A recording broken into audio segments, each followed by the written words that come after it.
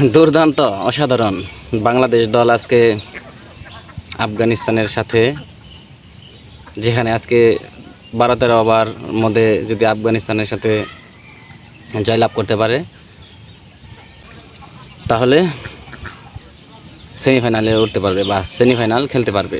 বিভিন্ন সমীকরণ ছিল, আপনারা তো জানেনই, সমীকরণ মানে তো কঠিন, সমীকরণ তার সহজ না। তো আমাদের সোনার ছেলেরা দুর্দান্ত লেভেল খেলছে, দুর্দান্তভাবে হারছে। তো ধন্যবাদ তোমাদের যদি কেনাকাটা আগে করে রাখো বা কেনাকাটা করার থাকে দ্রুত কেনাকাটা করো। এয়ারপোর্টে তোমাদের জন্য জুতার মালা অপেক্ষা করতেছে, তাড়াতাড়ি আসো। অনেক দিন ধরে বউ পোলাপানের কাছে আসো না, তাড়াতাড়ি আসবা, দেখবা তোমরা তার বেতন কম পাও না। পাজারু গাড়িতে ঘুরবা, ড্রাইভার নামবো, নামে সেরে গাড়ির গ্লাস বা গাড়িতে দরজা সেটা গোছাই দিবে, আর তোমরা ভিতরে ঢুকবা, এসি ছাড়বা, গান শুনবা, বিভিন্ন জায়গায় ঘুরবা, শোরুম উদ্বোধন করবা।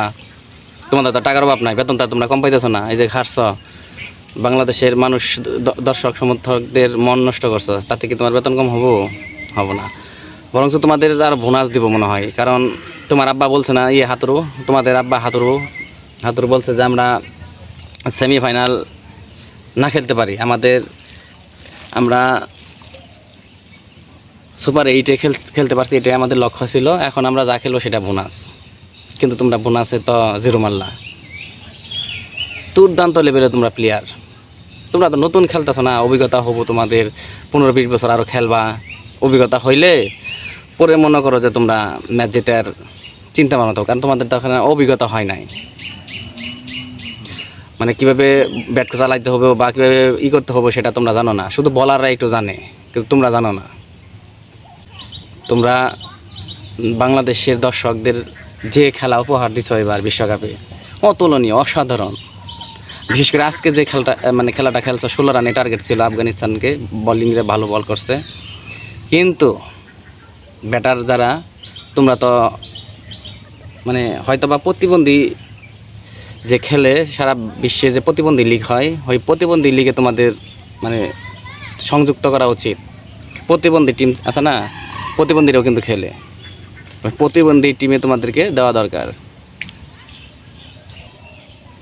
আসো এয়ারপোর্টে আসো, সেরা সাংবাদিকের সামনে বলবা যে আমরা খুব সুন্দর খেলা খেলছি, আমাদের টার্গেট হচ্ছে নেক্সট বিশ্বকাপ। এটা তো তোমাদের টার্গেট না, টার্গেট হচ্ছে নেক্সট বিশ্বকাপ।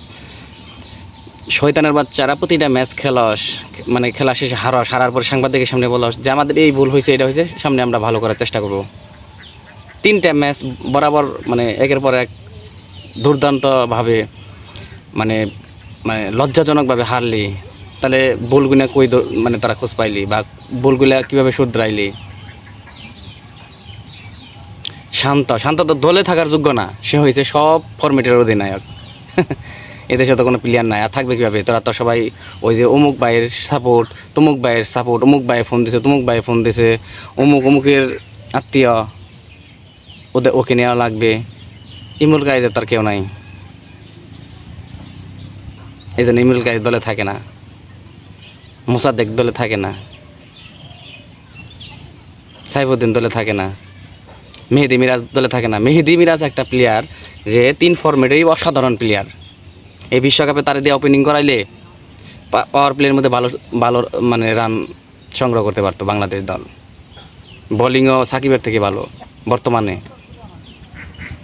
আর তারে না নিয়ে নিছ কি প্রতিবন্ধীদের নিছ। মিরাজের যে কোনো একটা জেনুইন ব্যাটসম্যানের সাথে রান ভালো করবো, মিরাজের তোমরা নেও নাই, ইমরুল কায়েসের তোমরা নেও নাই, মোসাদ্দেককে তোমরা নেও নাই, তোমরা নিচে করে তোমাদের আব্বাদের। আর তোমার আব্বা বলছে না, হাতুরু বাবা, তোমাদের এই পাপন, হাতুরু, নান্নু ফান্নু, সুজন মুজন যাই আছে, প্রত্যেকেই বিসিবি বোর্ড থেকে তাড়াইতে হবে, নতুন করে কমিটি গঠন করতে হবে, নতুন করে সব কিছু সেট করতে হবে, তাহলেই বাংলাদেশ কিছু করতে পারবে। তা না হলে ওই যে অমুক তমুকের সাপোর্টে নিয়ে ডাব্বা মারবো।